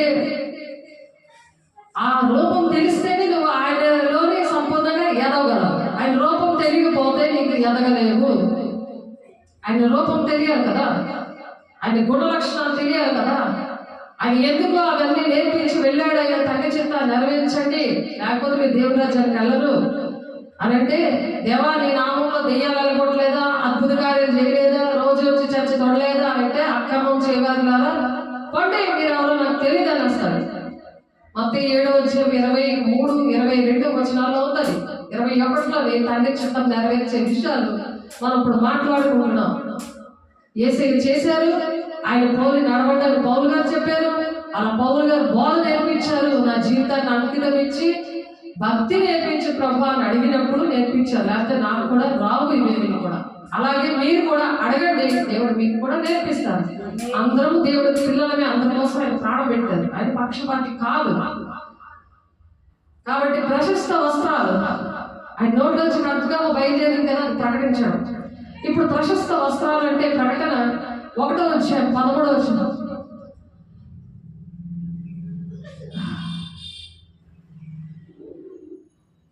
ఇది వినగా నాతో మాట్లాడుచున్న స్వరమేమిటో అని చూడ తిరిగి తిని చచ్చిన బాధలు పడిపోయాడు. ఆయన 2 అంచులుగా వాడేది కట్టకుండా బయలుదేరి మాట్లాడుతుంది.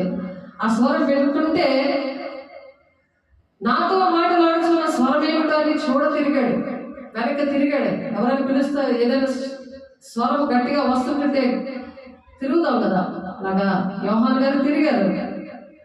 తిరగగా 7 దీపస్తంభములను, ఆయన దీపస్తంభముల మధ్యలో మనుష్య కుమారుని పోలిన ఒకరిని చూచి తిని, దీపస్తంభముల మధ్య మనుష్య కుమారుని పోలిన ఒకరిని చూశారు.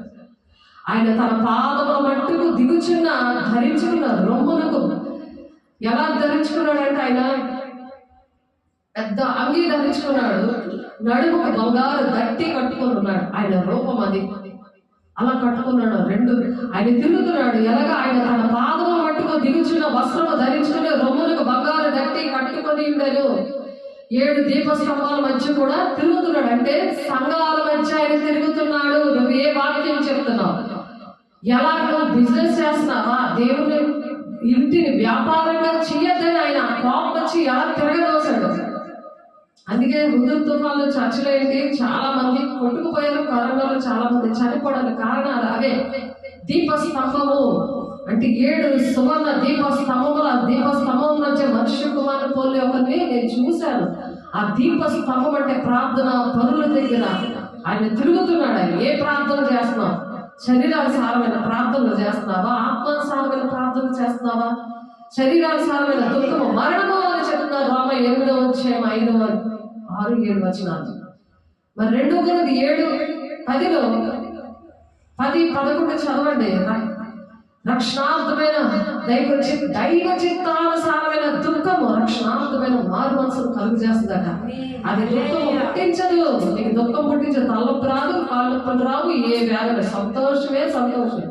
అందుకే ఎల్లప్పుడూ ఆనందించండి, మరలా ఎక్కువ ఆనందించండి అంటున్నాడు. ఆ మధ్యన తిరుగుతున్నాడు అంట, నీ పక్కనే తిరుగుతూ ఉంటాడు. ఏం ప్రార్థన చేస్తున్నారని అక్కన్నిటిని కమినిలో దాచాలన్నది వాక్యం. దేవుడు మర్చిపోడు. అలాంటి వారి కోసం అలాంటి హింస భరిస్తూ దేవుడు మాటలు వింటూ ఓర్పుతో వాక్యాన్ని అంగీకరించి అలాగా 2 అంచుల వాడిగా ఖడ్గం అనే వాక్యం నేను ప్రకటిస్తా ఉన్నావు అనుకో, శోధన కాలంలో దాచడానికి కనురెప్ప పాటలోనే ఆయన వస్తాడు. అలా సిద్ధంగా ఉండాలి. బుద్ధి లేని కన్నికలకి నేను దేవుడిని నమ్ముతున్నానులే అని అభిషేకం లేకుండా, దీపస్తంభాలను ప్రార్థన పరులాగా లేకుండా, వాక్యాన్ని ప్రకటించేవాడిగా లేకుండా ఉంటే, తండ్రి చిత్తాన్ని నెరవేర్చకుంటే బుద్ధి లేని కన్నికల్లా నిద్రపోతాడు. తలుపు వేయబడతాదని ఉంది. మొత్తం 25 వచ్చి అన్నది అన్నమాట. ఆయన సండే స్కూల్ కథల్లా చెప్పుకుంటారు. కానీ పరలోక రాజ్యానికి వెళ్ళే మర్మాలని, ఉపమానాలు. ఆయన తలయు తల వెంట్రుకలు తెల్లని భూమిని పోలి ఉన్నాయి. ఇప్పుడు ఈ వస్త్రాలు ఏంటంటే దైవ సేవకులకు ఇచ్చాడు, దేవుడు ప్రకటించే వారికి ఇచ్చాడు. అవి ఆ వస్త్రాలు ప్రశస్త వస్త్రం ఎవరికి ఇస్తారంటే దేవుని వాక్యం ఎవరైతే ప్రకటిస్తారో వాళ్ళకి ఇస్తారు. వాళ్ళ విశ్వాసులైనా ఇస్తారు. దేవుడు ప్రకటించాలని ఆశ వారికి నీతి వస్త్రాలతో ధరింప చేస్తారు. ఆ నీతి వస్త్రాలు ఉన్నప్పుడే కనురెప్ప పాటలో దేవుడు పరిశుద్ధాత్మ దేవుడు తీసుకెళ్లి పెళ్లి కుమారుడు చేతిలో సంఘాన్ని పెడతాడు.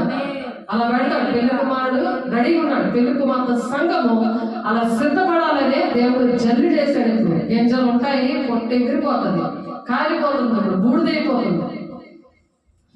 అది కూడా మన పాటలో ఆ బూడిద కోసం కూడా పాడుతున్నాం.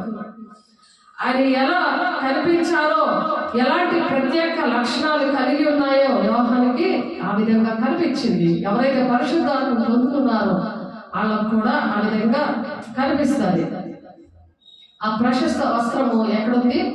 ప్రకటన 1:13 ఉంది. మళ్ళీ ప్రకటన 2:1 కూడా ఎఫెసులో ఉన్న సంఘపు దూతకు ఇలాగ వ్రాయమని అక్కడ కూడా ఉంది. మీరు చదువుకుంటే మరి 7 నక్షత్రాలు తన కుడి చేత పట్టుకొని 7 దీపస్తంభముల మధ్య సంచరించి వాడు చెప్పు సంగతులు ఏమనగానే అని అక్కడ ఎఫెసు సంఘం కోసం చెప్తున్నాడు. అక్కడ ఉంది ఆ మాటలు. కాబట్టి పాత నిబంధన ప్రకారము దేవుడు యాజక వస్త్రం అనేది ఇచ్చాడని లేవి కాండంలో ఉంది ఆ మాట. లేవి కాండం 8:7 ఉంది. మీకు నేను కొటేషన్స్ చెప్పేస్తున్నాను, చక్కగా చదువుకోండి. ప్రశస్త వస్త్రం కావాలన్న వాళ్ళు పెళ్లి కుమార్తె పెళ్లి కుమార్తె సంఘంగా సిద్ధపడి వెళ్తానన్న వాళ్ళు హెబ్రీ 4:15 హెబ్రీ 2:14-17 నిర్గమాకాండం 39:5 మరి నిర్గమాకాండం 28:6-8 అలాగే దానియేలు 5-6 ప్రకటన 15:6 అలాగే దానియేలు 7:13 మాట్లాడుతున్నారు ఈ మాటలు. దానియేలు గ్రంథం ఒకసారి చూద్దాము. దానియేలు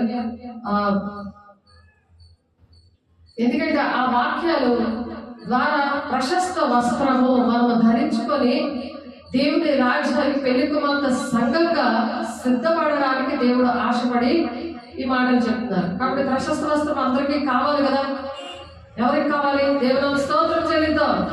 దేవుని స్తోత్రం.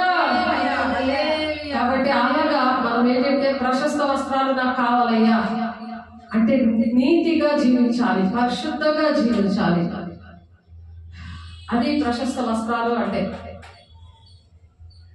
అది దానియేలు గ్రంథంలో చెప్తారు.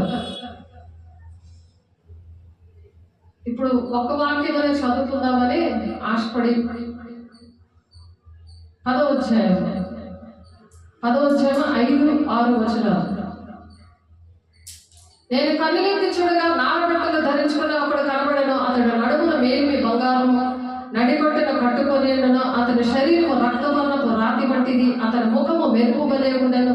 అతని కన్నుల జ్వాలామయమైన దీపములను అతని భుజములను పాదములను తలతలలాడు ఎత్తడి పోలి ఉండెను. అతని మాటల ధ్వని నర సమూహపు కంఠధ్వని వలె ఉండెను. అలాంటి దేవుడు మనం నమ్ముకొని ఉన్నాం. అలాంటి దేవుడు నీ లోపల వచ్చి పనులు చేస్తానంటే నువ్వు రిజెక్ట్ చేస్తున్నావు. ఆయన రూపం కోసం ఆయన ఎంత ప్రేమించి నిన్ను ముద్దాడుతానని, కౌగులించుకుంటానని, నిన్ను రక్షిస్తాను, నేను ప్రేమిస్తానంటే ఇష్టం ఉండట్లేదా? ఆయనకు భయపడవా? ఇక్కడ అక్కడ తిరుగుతా కూర్చుంటావా? అవి మీకు ఎన్నుకొని కూర్చుంటావా? ఈ స్వాతంత్ర కాలంలో కూడా నిన్ను దాయేదా? అలాంటి ప్రశస్త వస్త్రాలు ఆయన నీకు ఇస్తానంటున్నాడు. నువ్వు కూడా ఆయన బిడ్డవి. యాజక సమూహం అనుంది. దేవుని మాటలు, దేవుని ఆజ్ఞలు పాటించినప్పుడు నిర్గమాకాండంలో ఆ మాటలు మీరు ఇంటికి వెళ్ళి చదువుకోండి. అలాగే ప్రకటన 1:14 ఆయన రూపము, ఆయన గుణాల కోసం మనం నేర్చుకుంటున్నాం. ప్రకటన 1:14 ఆయన తల వెంట్రుకలు వస్త్రాల కోసము మనం చూసాం. ఇప్పుడు తల వెంట్రుకలు ఎలాగున్నాక తెల్లని ఉనిని పోలినవై హిమమంత ధవళముగా ఉండేది. ఆయన నేత్రంలో వెంట్రుకల కోసం తల ఎలా ఉంది? తెల్లని ఉనిని పోలి ఉందంట. హిమమంత ధవళముగా ఉందంట. దాని రిఫరెన్స్ ఎక్కడ ఉంది? దానియేలు 7:9 మత్తయి 28:8 సామెతలు 16:31 నెరిసిన వెంట్రుకలు సొగసైన కిరీటము అవి నీతి ప్రవక్తన గలవారికి కలిగి ఉండును అనుంది వాక్యం. ఎవరికంటే జ్ఞానవంతులకి వస్తాయి. శారీరకంగా ఏంటంటే కొన్ని లోపాల బట్టి వచ్చేస్తాయి. చిన్నపిల్లలకు కూడా వచ్చేస్తాయి. అది మెలిలిన్ అనే లోపం వల్ల చిన్నపిల్లలు కూడా బయట ఎంటికలు వచ్చేస్తాయి. కానీ మనుష్య రూపంలో మనం ఆలోచించకూడదు. ఇప్పుడు జ్ఞానంతో ఉన్న జ్ఞానవంతులు ఆ కిరీటంలా, అలాంటి కిరీటము వాళ్ళకి దేవుడు ఇస్తున్నాడు. సొగసైన కిరీటం లాగా. దానియేలు 7:9 అధిక జ్ఞానం వస్తుంది. దేవుడు జ్ఞానం అన్నమాట. అందుకనే దేవుడు జ్ఞానవంతుడు. ఆయన జ్ఞానం మనం అడగాలి. శరీరం కోసం కాదు, ఆత్మ అలా ఉంటుంది. ఆత్మలో ఆ తల వెంట్రుకలు అంత నీతిమంతుల కిరీటంగా ఉంటుంది ఆత్మ మూలంగా. అది ఆత్మీయంగా ఆలోచించుకోవాలి. ఎంతమందో తెల్లెంటుకలతో ఉన్నారు, వాళ్ళందరూ నీతి పనులు ఏం కాదు. పచ్చి బూతులు ఆడతారు, పచ్చి వ్యభిచారం చేస్తారు, ముసలైపోయినా సరే తాగుతారు. ఆడవాళ్ళు ఏంటి మొగలు ఆ ఏరియాలో నేను పని చేస్తాను. అందుకే దేవుడు నాకు అనుభవం ఇవ్వడానికేమో ఈ కనెక్టర్ తెల్ల వెంట్రుకలను సంపాదించేసుకొని మేము చాలా నీతిమంతులమని కాదు.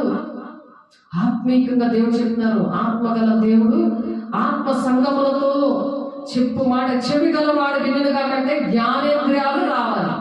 జ్ఞానేంద్రియాలు పాలు తాగవలసిన వాడే కానీ బలమైన ఆహారం నీకు తగదంటున్నాడు కదా. అక్కడ వాక్యం అర్థం కాలేనప్పుడు జ్ఞానేంద్రియం లేకపోతే అర్థమవుతుంది. బలమైన ఆహారం అంటే వాక్యం అర్థమవుతుంది. బలమైన ఆహారం అంటే ప్రకటన గ్రంథం, ఆ దేవుని యొక్క మర్మాలు, ఆత్మ సంబంధమైన మర్మాలు అర్థమవు. కాబట్టి దేవుని ఆత్మను కలిగి ఉన్నవాడు అన్నీ అర్థమవుతాయి. అంతే. అవి నీతి ప్రవర్తన కలిగిన వానికి కలిగి ఉండును. కాబట్టి అధిక జ్ఞానం అనేది దేవుడిని అడగాలి. పరిపూర్ణ జ్ఞానం తోటే సంఘాన్ని చూసుకోవాలి. వేసే శరీరంలో అవయవాల కోసం ఇందాక 4వ అధ్యాయంలో వేసే శరీరం శిరసగా ఉంటాడు. మనం అవయవాలుగా మనం అందరం కూడా అవయవాలు. అందరూ ఒకటే, ఒకరు హెచ్చు తక్కువ ఏం లేదు, పేద గొప్ప నేను మీరు అనేది కాదు. దేవుడు ప్రేమ. వేసే శరీరంలో అవయవాలు. నాకే కష్టం వచ్చినా మీరే నా కోసం ప్రార్థన చేసి నా కోసం నన్ను ఆదుకోవడానికి కూడా సంఘమే ప్రార్థన చేయాలి. వాళ్ళు ఆదుకోవాలి. నా కంట్లో నలుగు పడినప్పుడు మీరు మీ చేతులతోనే తీయాలి. అలాగే మీకు నేను ఎలాగైతే ప్రార్థన చేసి ఎలా కన్నీరు కాచి నేను ఎంత వేదన పడుతున్నా అలాగే మీరు నా విషయంలో కూడా చేయాలి. ఎందుకంటే ఏసే శరీరంలో అవయవాలు మనం. ఏసే మాత్రమే ఆయన తండ్రి దేవుడు. ఆత్మ ఉన్నప్పుడు ఏసీ ఏం చేశాడు? మన తండ్రి చిత్తాలు చేశాడు, మనకు నేర్పించాడు. కానీ తండ్రి అయిన దేవుడు శిరస్సై ఉన్నాడు. మనకి యెహోవా తండ్రి ఆత్మ శిరస్సై ఉన్నాడు.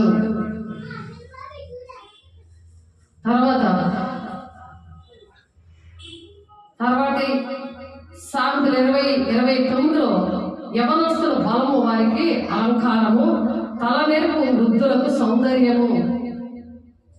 అది వృద్ధులు సౌందర్యంగా ఉండాలి. ముసలిలో కుళ్ళుకోళ్ళగా ఉండకూడదు. యువరాణిగా ఉండాలి. వాళ్ళ సౌందర్యం అందం కనబడాలి. వృద్ధులు అందంగా ఉండాలి. అంతమంతా పోయిందమ్మా, నాకు ఇంకేం వయసు ఉందమ్మా అని అంటారు. కాదు. యెషయా 40:31లో యెహోవా కొరకు ఎదురు చూచేవారు నూతన బలం పొందుకుంటారు, రెక్కల చాచి ఎగురుతారు, అనేక పరిగెడతారట, సొమ్మసిలగా నడిచిపోతారట. అది యవ్వన బలం. అది యవ్వనస్తుల బలము, వారికి అలంకారము. వృద్ధులకి యవ్వనస్తుల బలం అంటే అటువంటి పక్షిరాజు యవ్వనం. పక్షిరాజు ఏం చేస్తే ముక్కెళ్ళి కొండ మీద గట్టి కొట్టుకొని దానిలో ఎంటుకలన్నీ తీసేసుకొని మళ్ళీ చిన్న పిల్లలా తయారవుతారు. అలాగే యవ్వనం ఉంటుందంట. అలాగే అలంకారం. తల తెలిసిన వృద్ధులు సౌందర్యవంతులు ముసలోళ్ళకి వెళ్ళి ప్రకటించాలి. ఇంకా అయిపోయిందమ్మా, నా పని అయిపోయిందమ్మా అనుకోని సతికిలు పడుకొని ఉంటున్నారు చాలా మంది.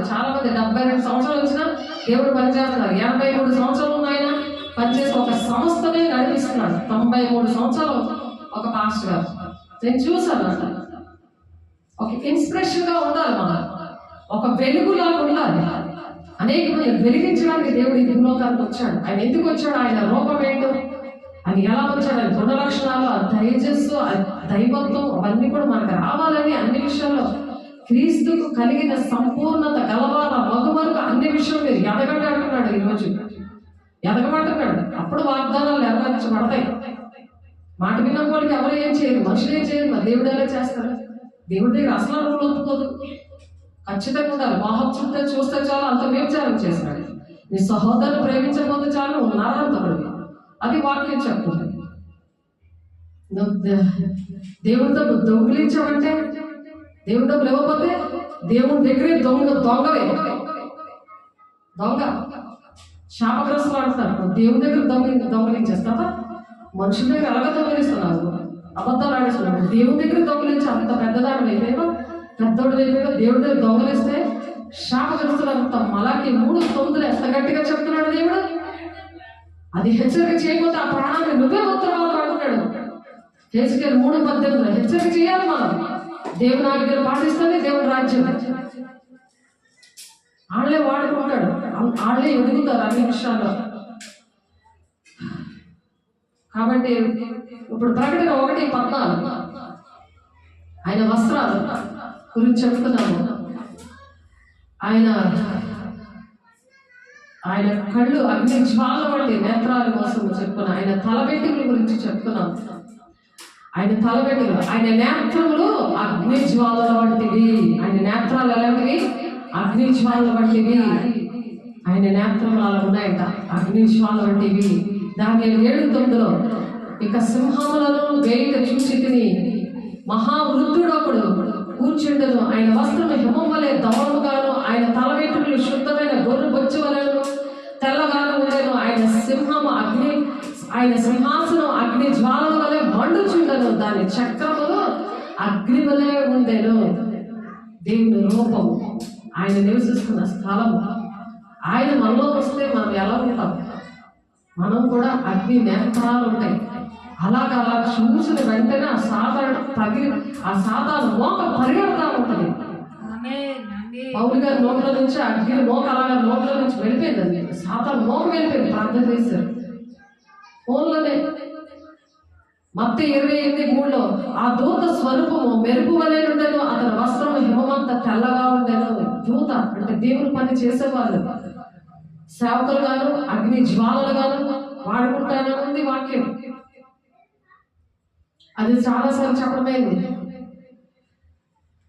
మరలా ప్రకటన 2:18 త్వయితైరాలో ఉన్న సంఘపు దూతకు ఇలాగ వ్రాయి, అగ్ని జ్వాల వంటి కన్నులను అపరించిన పోలిన పాదములు గల దేవుని కుమారుడు చెప్పు సంగతులు ఏమనగా. దేవుని కుమారుడు అటువంటి సంగతులు చెప్తున్నాడు. ఆ సంగతులు ఏంటి అనేసి, ఆ సంఘముకి ఎలా ఉండాలి అని చెప్తున్నారు అక్కడ. ఆయన నేత్రములు అగ్ని జ్వాల వంటివి, ఆయన శిరస్సు మీద అనేక కిరీటములుండెను, రాయబడిన ఒక నామము ఆయనకు కలదు, అది ఆయనకే కానీ మరి ఎవరికి తెలియదు. ఆయన రూపము, ఆయన గుణాలు చూస్తూ భయం పడుతుంది. అలాంటి ఆయన నేను ప్రేమించుకుని ముద్దాడి నేను కబులించుకుంటాను అంటున్నాడు. ఎంత ప్రేమిస్తున్నాడు, నీకు ప్రాణం పెట్టాడు. అర్థమవట్లేదు ఆయన కోసం ప్రకటించడానికి. పైన ఆయన ఆకాశం, ఆయన సింహాసనం, ఆ భూమి ఆయన పాదపీఠము, ఆయన ప్రేమమయుడు కరుణామయుడు అంటున్నాడు. ఆయన చూసి ప్రకృతి గర్జిస్తుంది. ప్రకృతికి ఉన్న బుద్ధి, నోరు ముక్కు అన్నీ ఉన్నాయి, అవయవాలు ఉన్నాయి, జ్ఞానం ఇచ్చాడు దేవుడు. దేవుడు రూపంలో చేసుకొని ముద్దాడుతున్నాడు. నా రూపంలో చేసుకున్నానని ఎంత ప్రేమగా చేశాడు. ఆయన చేతులతో చేసి ఆయన నాసిక రంధ్రములో, మన నాసిక రంధ్రంలో ఆయన ఊపిరి ఊదాడు. ఎంత ప్రేమించాడు ఆలోచించావా? కాబట్టి అలాంటి విషయాలు మరి దానియేలు 10:6 ఉంది. అలాగే అనేకమైన దగ్గర అవి ఉన్నాయి. కాబట్టి ఇంకొక ఆయన నేతల గురించి నేను తెలుసుకున్నాము. ఇప్పుడు నన్ను నీవు ఎలాగ ఎరుగుదునని నతానియేలు ఆయన అడుగుగా, యేసు ఫిలిప్పు నిన్ను పిలువక మునిపే నీవు అంజూరపు చెట్టు కింద ఉన్నప్పుడే నేను చూచితనని అతనితో చెప్పాను. నతానియేలు అంజూరపు చెట్టు దగ్గర కూర్చున్న విషయము దేవుడు చెప్పాడు అక్కడ. ఆయన నేత్రాలు అలాంటివి. ఎప్పుడు చూశారో నన్ను అనేసి అంటున్నారు. కాబట్టి అపరించి పోలిన పాదాలు, ప్రకటన 1:15 ఉన్నది. ఆయన పాదంలో కొలిమిలో పుటము వేయబడి మెరిచిన అపరంజితో సమానమై ఉన్నదంట. ఆయన కంఠస్వరము విస్తార జలప్రవాహంలా ఉందంట. అది ప్రకటన 2:18 కూడా ఉంది. అది నెబుకద్నెజరు గురించి. నెబుకద్నెజరు కూడా ఆ విషయాలు చెప్పారు. ఆయన పాదం వర్షంలో నెబుకద్నెజరుకి దర్శనం వస్తుంది. అక్కడ బంగారు తల అంటే బబులోను సామ్రాజ్యానికి అది సూచనగా చెప్పారు. మరి వెండి భుజాలు రొమ్ములు అనమాట. ఆ దర్శనంలో చూపించారు. పారసీకుల మరి సామ్రాజ్యం అది. ఇత్తడితో ఉన్న ఉదరము తొడలు ఏంటంటే గ్రీకు సామ్రాజ్యానికి మరి సూచనగా దర్శనం చూపించారు. ఇనుపు కాళ్ళు ఏంటంటే రోమా సామ్రాజ్యానికి సూచనగా చూపించారు. పాదాలు ఇనుము మట్టుకు మరి భూ సంబంధమైన రాజ్యంగా ఉంది. పాదాలు ఇనపకాళ్ళు అంటే ఐరన్ లెక్క పెట్టారు అని అంటారు కదా. ఈ పాదాలు వెనలేని పరిస్థితులు అనమాట, భూ సంబంధమైన రాజ్యాలు అనమాట. ఇవన్నీ దర్శనం ముందుగానే దేవుడు దానియేలు గారికి చూపించారు. అలాగే మనకు కూడా చూపిస్తారు. అదే ప్రవక్తలు ముందుగానే చూపిస్తారు. దానియేలు 7:14 ఆయన ప్రభుత్వ శాశ్వతములు. దానియేలు 7:14 ఏముంది? ఆయన ప్రభుత్వం శాశ్వతమైంది. ఈ ప్రభుత్వానికి నువ్వు లోపడిపోయి నీ ఇష్టం వచ్చినట్టు ఉన్నావు అనుకో, ఇప్పుడు రేపొద్దున కరోనా వచ్చినప్పుడు గవర్నమెంట్ హాస్పిటల్లోని మరి ఎక్కడైనా టీకా వేయించుకోకపోతే, ఆ వ్యాక్సిన్ వేయించుకోకపోతే ఎంట్రన్స్ లేదు. మరి షాపింగ్ మోర్లోని మరి చాలా దగ్గర టీకాలు వేయించుకోకపోతే ఎవరు ఎలా చేయలేదు. కానీ ఆ టీకాలు అవి వ్యాక్సిన్ వేయించుకో అక్కర్లేదు. దేవుని బిడ్డలైతే ఆ వ్యాక్సిన్లు వేసుకునే పని లేదు. దేవుని బిడ్డలు ఎప్పుడైతే ఈ విధంగా దేవుని రూపం కలిగి శరీరానుసారమైన నియమంతో ఉంటే వేయించుకోవాలి. అలాగే అనారోగ్యాలు వచ్చేస్తాయి. ఇప్పుడు ఆత్మ సంబంధమైన విషయాలు మరి తెలియలేని వాళ్ళు వేయించుకుంటారు. కానీ దేవుని ఆత్మతో నడిపించబడిన వాళ్ళు, మరి క్రీస్తు కలిగిన సంపూర్ణత గలవారు మగవారు అన్ని విషయాల్లో ఎదిగేవారు వేసుకున్నారే అనుకో, వాడికి వర్తించదని. ఒకళ్ళు వేసుకున్నా అదేం పని చేయదు. కాబట్టి వేసుకునే పని కూడా ఉండదు. అది చెప్తున్నారు ఇక్కడ. ఆయన ప్రభుత్వము శాశ్వతమైనది. ఆ శాశ్వతమైన ప్రభుత్వం అంటే దేవుని యొక్క ఆజ్ఞలు అనమాట. ఆయన ప్రభుత్వం, ఆ గవర్నమెంట్ అంటే ప్రభుత్వం, దేవుని యొక్క గవర్నమెంట్ ఏంటంటే 666 మంది సాధారణ వేయించుకోమంటే వేయించుకోకూడదు. అది మనుషుల ప్రభుత్వం. అది ఇనుము మట్టి కలిపిన పాదాలను అక్కడ దర్శనంలో చూపించారు. కాబట్టి దానియేలు 7:14 ఆయన ప్రభుత్వం ఏంటంటే శాశ్వతమైనది. ఉదరం వంటి స్వరం ఉంది ఆయనకి. మరి ప్రకటన 1:15 ఆయన కంఠస్వరం గురించి ఇక్కడ రాస్తున్నారు. జల ప్రవాహము బలివలే ఉందంట. అది 93వ కీర్తన 3-4 వచనాలు ఉంది. మరి ప్రకటన 14:2 వేణల నాదంలాగా ఉంది. అలాగే ప్రకటన 19:6 కూడా ఉంది. మరి 7 నక్షత్రాలు ఆయన కుడి చేతిలో ఉన్నాయని చెప్తున్నారు. అలాగే ప్రకటన 1:16 నక్షత్రం మెరుస్తూ ఉంటాయని ఉంది, ప్రకాశిస్తాయి అని ఉంది. కాలాలు సమాప్తమవుతున్నాయి అని ఈ నక్షత్రాలు చెప్తాయి అన్నమాట. కాలాలు సమాప్తమైపోతాయని. అలాగే వాడి ఖడ్గము మరి బయలుదేరింది అంటే పాపాన్ని ఖండిస్తూ వాక్యము హెబ్రీ 4:12 వాక్యాన్ని ఖండిస్తూ ఉంటది. అటువంటి వాక్యం కోసం ఇందాక మనం చెప్పుకున్నాము. అలాగే మార్కు 9:3 మరి రూపాంతరం పొందినప్పుడు పవిత్రంగా మనం సత్యానికి లోపడేవారుగా మరి దేవుడు అలా ఉంచాలని దేవుడు ఆశపడి ఈ మాటలు చెప్తున్నారు. కాబట్టి దేవుని మాటలు మరి మన వెనుకడిలో దీవించబడుగా. అటువంటి రూపం ఉన్నదా లేదా అని మనం చెక్ చేసుకోవాలి. ప్రార్థన చేద్దాం. కళ్ళు మూసుకోండి. పరిశుద్ధాత్మ దేవుడా నీకు వందనాలు, స్తోత్రాలు. మహిమ గల దేవా నీకు వందనాలు. అభిషక్తుడా నీకు వందనాలు. అయ్యా క్రీస్తు కలిగిన సంపూర్ణత గలవారు మగువరకు అన్ని విషయాల్లో మేము ఎదగాలని చెప్తున్నా ప్రభు. వాక్యాన్ని మేము ఓర్పుతో అంగీకరించాలని చెప్తున్నా ప్రభు. ఏ విధంగా అయ్యా నిన్ను పోలి నడవాలో మరి నాకన్నా మీరు గొప్ప కార్యాలు చేస్తారు అని చెప్పినారు. మత్తయి 24వ అధ్యాయంలో మీరు చెప్తున్నారు ప్రభా. 12వ వచనంలో ప్రభు వాటికన్నా గొప్పవి మీరు చేస్తారని, నిన్ను పోలి నడవడానికి అయ్యా నీ మాటలు వివరించడానికి ఏ విధంగా వివరించాలో మాకు ఈరోజు నేర్పించినందుకు మీ కోట్లాది వందనాలు, స్తోత్రాలు చెల్లిస్తున్నాం. అయ్యా అర్హత లేని వారు, ఏ మంచి లేని వారు, యోగ్యత లేని వారు ప్రభు. అయ్యా నా తండ్రి నాయన మీరు ఎంచుకున్నారయ్యా నీకు వందనాలు. నమ్మకస్తులు పరిచారకులుగా ఎంచుకుంటున్నావు. అటువంటి వారిని లేవనెత్తండి, వాక్యాన్ని ఊరందరూ ఫలింపదయచేయండి.